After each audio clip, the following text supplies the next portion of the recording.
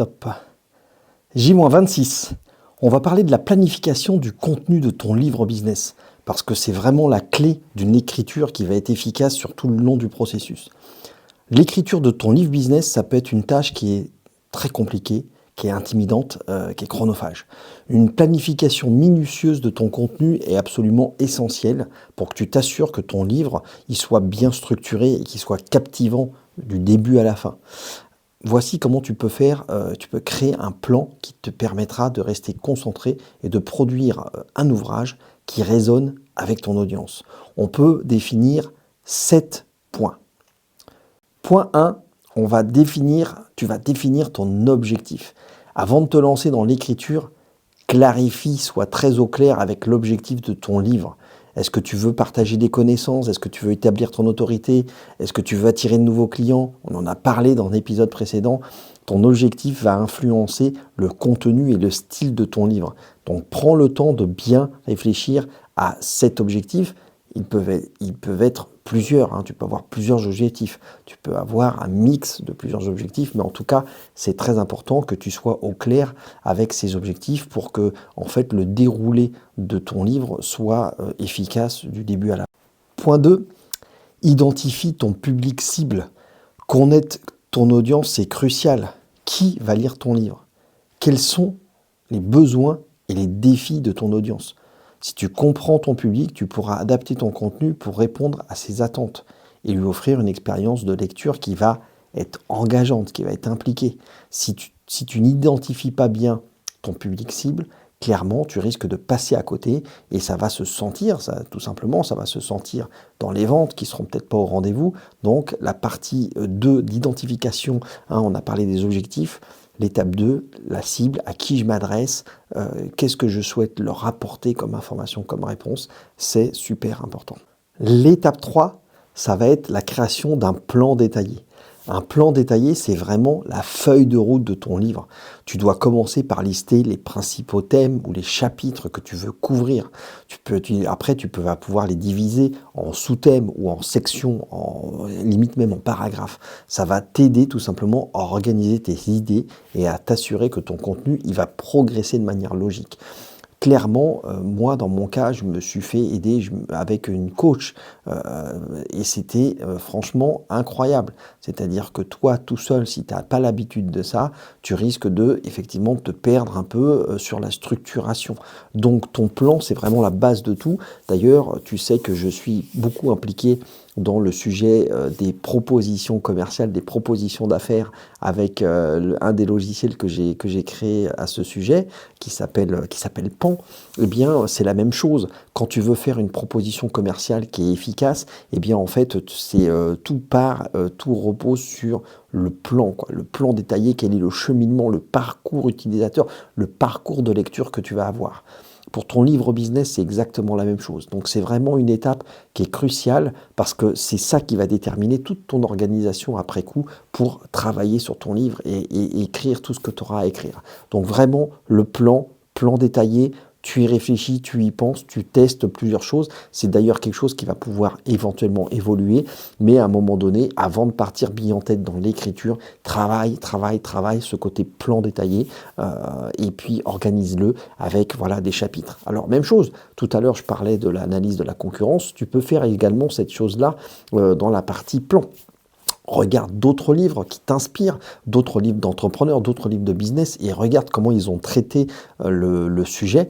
Évidemment, il ne s'agit pas de copier-coller, de faire la même chose, mais au moins, ça va te donner une vision, un benchmark de comment sont structurés les autres livres de la même thématique que laquelle tu veux écrire ton livre. Ça t'aidera à élaborer ton propre plan détaillé en ce qui te concerne. La partie 4, ça va être la structure de ton contenu. La structure de ton livre, elle est super importante pour garder l'attention de ton lecteur ou de tes lecteurs. Chaque chapitre doit clairement être organisé, avoir une intro, un développement, une conclusion. C'est un peu retour à l'école comme à l'époque. N'hésite pas à utiliser des sous-titres pour faciliter, tu sais, un petit peu le jalonnement de ta lecture et de la lecture. Et puis, travaille aussi les transitions pour qu'elles soient fluides, tu vois, entre les différentes sections pour maintenir le flux de ton livre.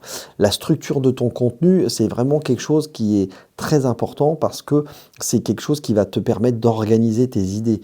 Tu peux parfaitement définir une trame, faire en sorte que chaque chapitre soit organisé de la même manière et ça va permettre d'installer ton lecteur dans une certaine, je dirais, facilité de lecture parce qu'il sait que dans chaque chapitre, il va trouver un petit peu la même organisation, la même structuration du contenu.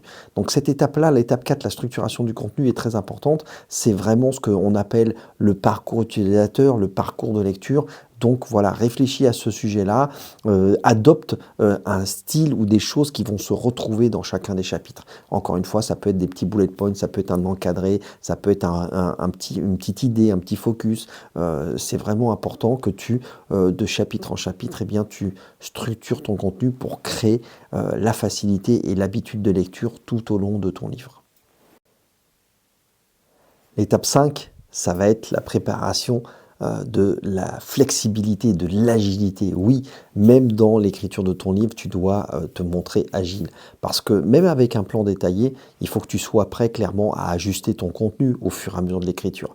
Parce que voilà, ça s'étale sur une certaine longueur. En général, c'est quand même plusieurs mois pour écrire un livre. Tu peux avoir des nouvelles idées qui vont surgir ou tu vas pouvoir te rendre compte tout simplement que au cours de l'écriture, eh ben, certaines sections elles ne fonctionnent pas comme tu les avais imaginées, comme quand tu avais élaboré le plan, et ça ne se passe pas comme prévu.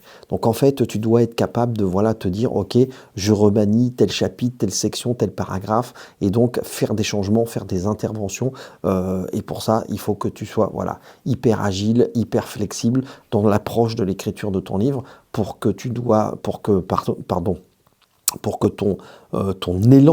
élan créatif, eh bien, il se tarisse pas et que tu te dises pas, oh là là, ça y est, tout est gravé dans le marbre, je suis en train je dirais, de déraper. Non, il faut que tu sois prêt à ces changements et à ces mouvements qui, à mon avis, au contraire, eh bien, vont te permettre de maintenir ta propre passion, enfin ta propre énergie dans l'écriture de ton livre et puis te permettre d'avancer dans les jalons et pas te retrouver dans un carcan qui est figé qui tout à coup va te faire perdre tous tes moyens d'écriture. Alors le point 6, c'est l'intégration des éléments que moi j'appelle des éléments engageants. Ton livre, il doit être captivant, il doit tenir en haleine, il doit être énergique. C'est un livre de business, c'est pas un roman, c'est pas un grand livre d'histoire, etc. C'est vraiment un livre qui doit être ton livre d'entrepreneur, ton livre business. Donc en fait, il va probablement et même sûrement intégrer des éléments qui vont être des éléments visuels, même pourquoi pas des éléments interactifs. Aujourd'hui, le livre est un objet vivant. Tu peux faire des passerelles avec l'extérieur, donc avec le web, avec pourquoi pas du podcast, avec plein d'éléments en fait où tu emmènes ton lecteur du livre vers une poursuite interactive de quelque chose à l'extérieur du livre. Donc pense à ça, tu dois préparer également cette partie-là, c'est-à-dire la réflexion que tu veux avoir sur des études de cas, des questions de réflexion, encore une fois des infographies, des schémas, des visuels, pourquoi pas une passerelle, un petit QR code, des choses comme ça. C'est vraiment important, ça va permettre d'avoir des éléments qui vont être autant de petits rebonds, de petits jalons qui marqueront le rythme de lecture et puis qui te permettront de vraiment conserver, je dirais, l'intérêt de la lecture pour ton audience. Donc ça, pense-y, c'est le point 6, c'est l'intégration d'éléments qui viennent, ce qu'on appelle créer l'engagement et renforcer l'attention de ton lectorat sur ton livre business. Le point 7, ça va être l'établissement d'un calendrier d'écriture. C'est même un point qui est totalement vital, fondamental. Planifier ton temps d'écriture avec un calendrier que tu vas tenir, c'est vraiment quelque chose qui est game changer pour ne pas abandonner, ne pas te démotiver.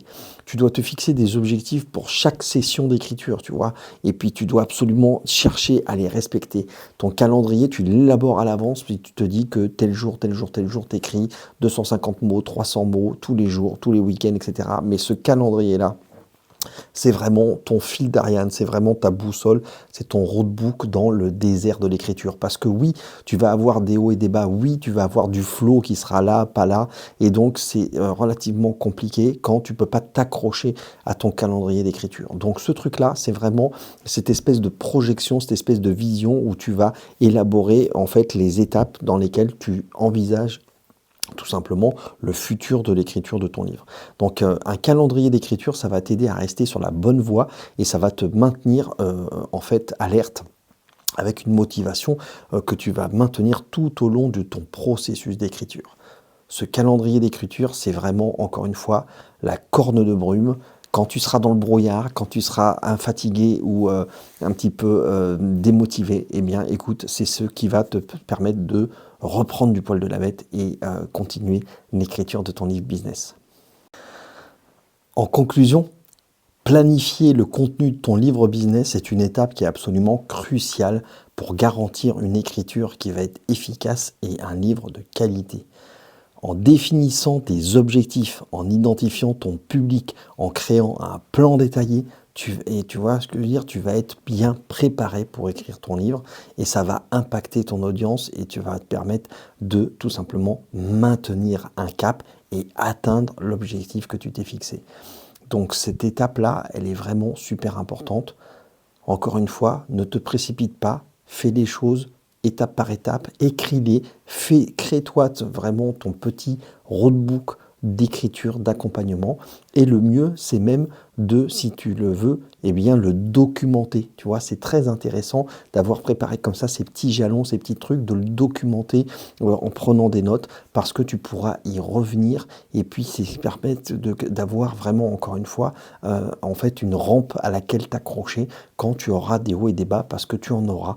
Écrire un livre, c'est long, ça se fait dans la durée et il est quasi impossible de maintenir, tu vois, un niveau de motivation au taquet. Et il y aura des fois, tu vas être fatigué, tu vas être rattrapé par ton quotidien, parce qu'il ne faut pas oublier que tu es normalement entrepreneur, tu as d'autres activités, tu écris un livre, un business en plus et par-dessus les activités que tu mènes déjà. Donc clairement, il te faut une routine, il te faut je dirais une motivation à toute épreuve, et pour ça, rien de mieux que de vraiment préparer tout simplement ton processus de A à Z avec prise de notes, ta documentation et les étapes que je suis en train de te raconter directement dans ces petits épisodes de podcast. J'espère que ça t'aide et puis surtout n'hésite pas, commente, donne-moi ton avis et puis pose-moi des questions, je répondrai à tous les sujets pour t'aider clairement à écrire ton livre business dans les meilleures conditions possibles.